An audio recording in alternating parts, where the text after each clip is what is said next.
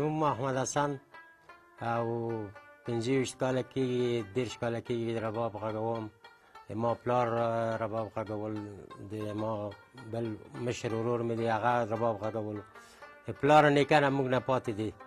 داسې رباب کله کله زه خپله جوړوم هم تارونه سیمونه مثلا دا شیونه.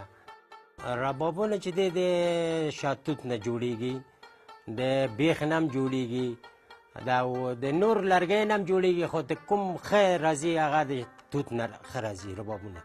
د افغانستان ربابونه نوم لري، لکه مثلا پاکستان کې هم ربابونه جوړېږي، هندوستان کې هم جوړېږي، خو افغانستان ربابونه چې دي هغه بیل شی دي. رباب د درې برخه نه جوړېږي. درې برخه دغه دي، دا ټول دغه ځای پورې یو لرګی وي که نه، بیا د دې منځ کې وروره سکنې باندې وروره تشۍ باندې وروره ډډ کېږي تر سره پورې. بیا دغه سینه دی، دغه یو ټوټه لرګی دلته چې وي دا سینه دی، او دریم دغه سر دی، او نور دغه پیچونه چې دي دغه بېله بېله شیونه دي. دا مثلا دا سیمونه تارونه ورکې تړلی کېږي، دا پستوکې دي. دا رباب دغه ځای چې دی دغه ځای پورې نوم کاسه دی د رباب، پښتو کې ډول ورته یایي که نه.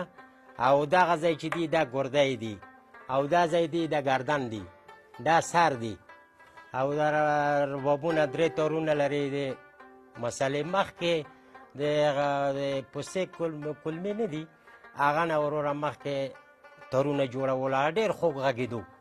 مګر اوس دغه سورونه جګ شوي دي، اوس هغه وروره پسې داسې کمیافتن شوي دي. اوس دا تارونه دغه لیلون تارونه د پاکستان نه راځي، د لاهور نه، د کراچۍ نه، دلته وروره خلک خلي وروره. رباب په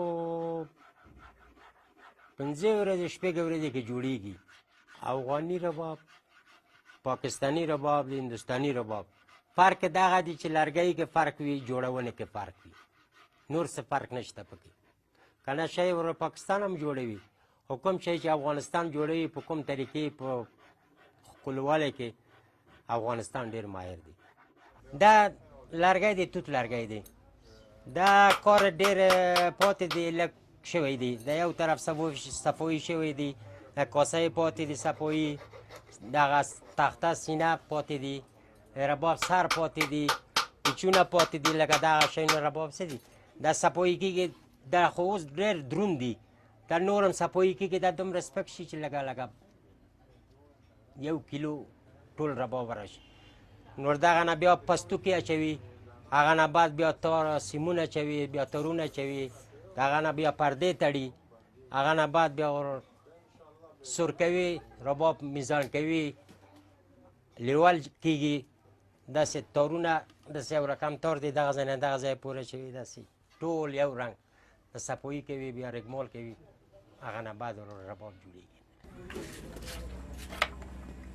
رباب دغه سیمونه سره خو 22 تارونه دي که نه.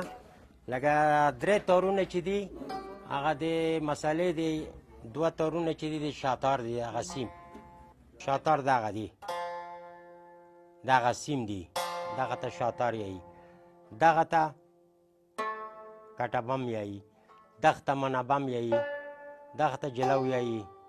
او دا سیمونه چې دي دا پردې په پردې سره رباب سره سور کېږي، هغه نه بعد رباب شروع کېږي، ډېرې ښکلې غږېږي.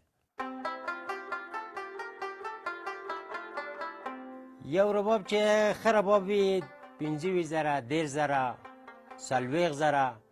مثلا زړه ربابونه چې دي مخکینی نه چې پاتې دي هغه ډېره ښکلې دي، هغه بیا 40,000 50,000 روپۍ داسې ربابونه دي چې په 1 لک نه در کوي. 60,000 25,000 ربابونه تر 10,000 پورې داسې ربابونه دي.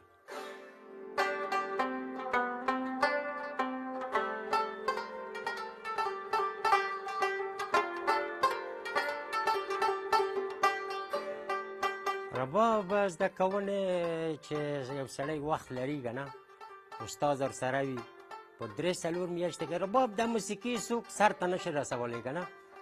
او داسې چې عام خلک غږوي مثلا 3-4 میاشتې کې 5 میاشتې کې زده کوی شي.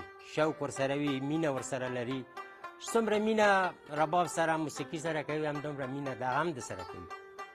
رباب د ما مینه دی، رباب د ما شوق دی.